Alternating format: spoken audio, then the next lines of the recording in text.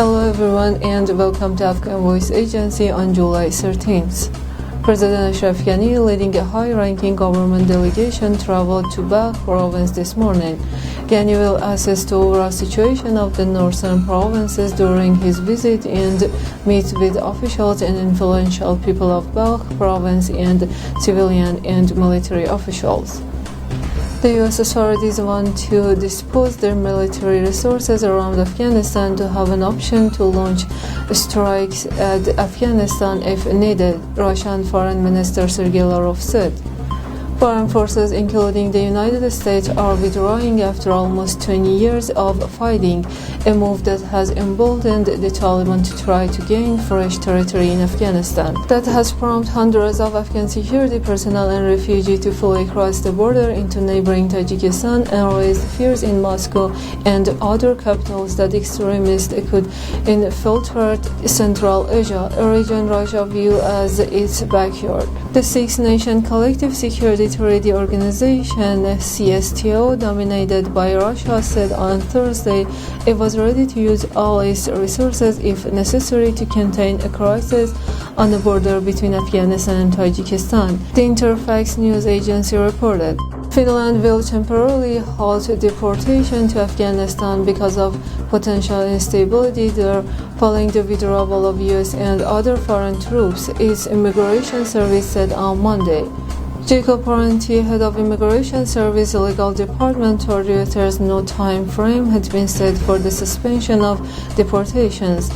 For the time being, we do not make decisions that lead to a deportation to Afghanistan, Parenti said, citing the Immigration Service view that the situation in Afghanistan is unclear and unstable. We cannot say what the situation for a person returning to a certain area would be. After the United States withdrew troops from the country after 20 years of war, ground offensive by Taliban insurgents have given the group control of more territory in Afghanistan than at any time since the conflict began.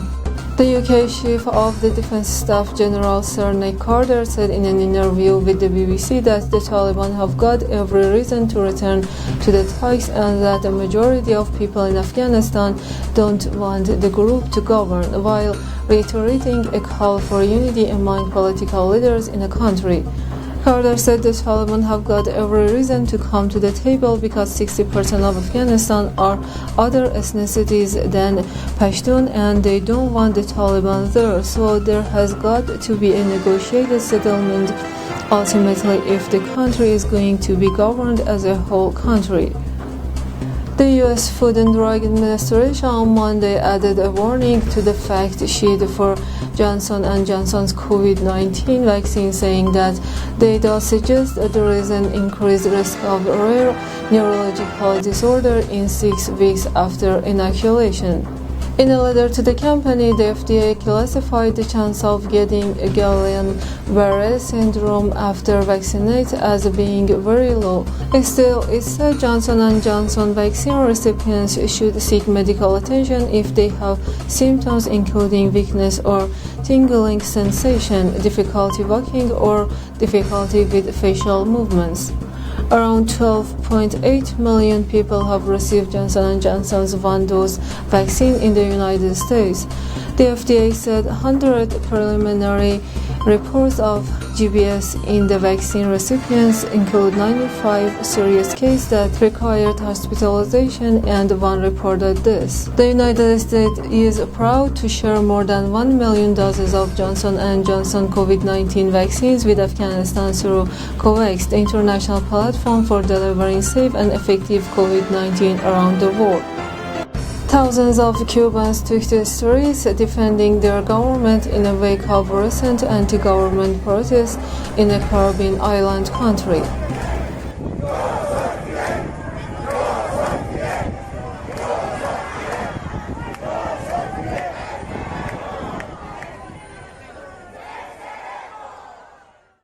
Thank you so much for being with us, and until next time.